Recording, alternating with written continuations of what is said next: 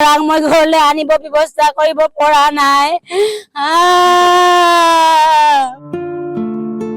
ল'ৰাটোৰ দায়িত্ব ল'ম বুলি কোৱাৰ কাৰণেই হোষ্টেলত থৈছিলো। মই ছাৰহঁতৰ দায়িত্ব পালন কৰিম বুলি কোৱাৰ কাৰণে মই হোষ্টেলতো ৰাখিছিলো।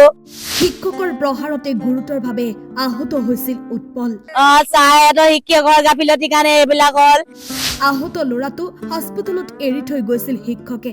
প্ৰথমতে ভৰ্তি কৰিবলৈ আহিছিলে, যেতিয়া পেলাই থৈ গ'ল মেডিকেলত, তাৰ পৰা মোৰ ল'ৰাটোক খবৰ দিয়া নাই, খবৰ নললে। ল'ৰাটো নাই বুলি খবৰ পাই পলায়ন কৰিছিল। যেতিয়া মোৰ মৃত্যুমুখত ল'ৰাটোৱে অৱস্থাত হ'ল, যেতিয়া ৰিপৰ্ট পালে তেতিয়া ছাৰহঁতে পলাই দিলে। 2018 চনৰ পৰাই মাতৃৰ বুকুৰ পৰা আঁতৰত থৈছিল ল'ৰাটো, একমাত্ৰ শিক্ষাগুৰুৰ ভৰসাত। এদিন ল'ৰাটোক মানুহ কৰাৰ প্ৰতিশ্ৰুতি দিছিল শিক্ষকে, কিন্তু আজি মাতৃৰ বুকু উদং কৰি একেবাৰেই কাঢ়ি নিলে বুকুৰ মঙহ টুকুৰা। শিক্ষাগুৰু ইমান নিষ্ঠুৰ হ'ব পাৰেনে? নিজে জ্বলি জ্বলি সমাজত শিক্ষাৰ পোহৰ বিলোৱা শিক্ষাগুৰুক এডাল মমৰ লগত তুলনা কৰা হয়। জন্মদাতাৰ পিছতেই প্ৰতিজন ব্যক্তিৰ জীৱনত শিক্ষাগুৰুৰ স্থান, কিন্তু সকলো শিক্ষক শিক্ষাগুৰু হ'বই নোৱাৰে। আজিৰ ঘটনাই আকৌ এবাৰ প্ৰমাণ কৰিলে এই কথা। একাংশ ব্যক্তিগত মাধ্যমৰ বিদ্যালয়ৰ হৃদয়হীন শিক্ষকে নাজানে মানৱীয়তাৰ সংজ্ঞা।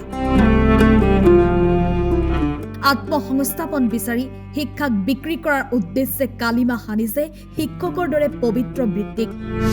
ঘটনা শিৱসাগৰ জিলাৰ আমগুৰিৰ। ডুমডুমাৰ ফিলবাৰী শংকৰদেৱ শিশু নিকেতনৰ 8ম শ্ৰেণীৰ ছাত্ৰ উৎপল তাইৰ সৈতে সংঘটিত ঘটনাই কন্দুৱাইছে প্ৰতিগৰাকী মাতৃক, কন্দুৱাইছে ৰাজ্যবাসীক।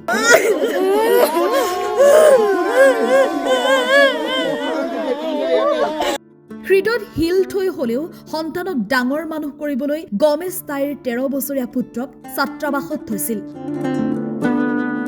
কিন্তু উৎপল শিক্ষকৰ বাধ্য ছাত্ৰ নহল বুলিয়েই নিকেতনখনৰ শিক্ষক সঞ্জীৱ ছেত্ৰীয়ে গুৰুলকৈ প্ৰহাৰ কৰিছিল।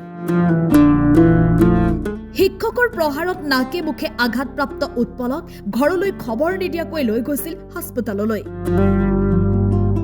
বৃহস্পতিবাৰে সংঘটিত হোৱা ঘটনা পাৰ্যমানে গাপ দিয়াৰ চেষ্টা কৰিছিল ফিলবাৰী শংকৰদেৱ শিশু নিকেতন কৰ্তৃপক্ষই। কিন্তু উৎপলৰ শাৰীৰিক অৱস্থাৰ অৱনতি ঘটাৰ বাবেই চিকিৎসাৰ ব্যয় বহন কৰাৰ প্ৰতিশ্ৰুতি দি অজলা পিতৃ মাতৃৰ মুখ বন্ধ কৰি ৰাখিছিল। কিন্তু আজি মৃত্যুৰে যুঁজি হাৰ মানিলে উৎপলে। AMCHৰ পৰা সন্তানৰ মৃতদেহ আনিবলৈ হাতত নয়া পইচা নথকা আজলি মাতৃৰ হৃদয়ৰ আঘাত পুৰাব পাৰিবনে বিদ্যালয় কৰ্তৃপক্ষই? পুত্ৰৰ মৃত্যুৰ ন্যায় বিচাৰি মাতৃৰ এয়া হিয়া ভঙা কান্দোন।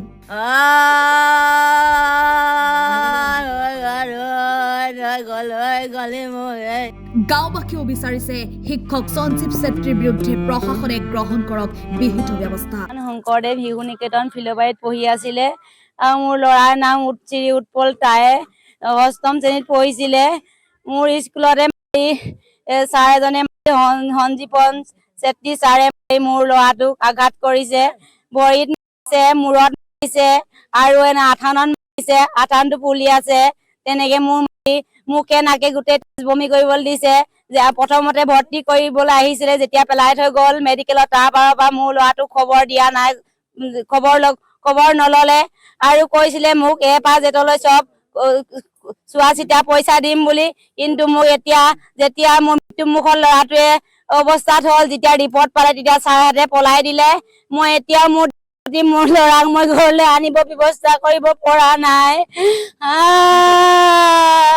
মোৰ উচিত ন্যায় লাগে আৰু হ'ব লাগে।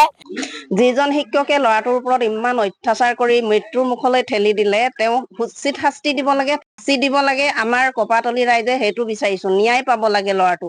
মানে ল'ৰাজনৰ বিষয়েনো কি ক'ম, ল'ৰাজন ইমান ধুনীয়া ভাল ল'ৰা আছিলে আৰু চবৰ লগতে কেনেকে কাক মাতিব লাগে বহুত ভাল আছিলে।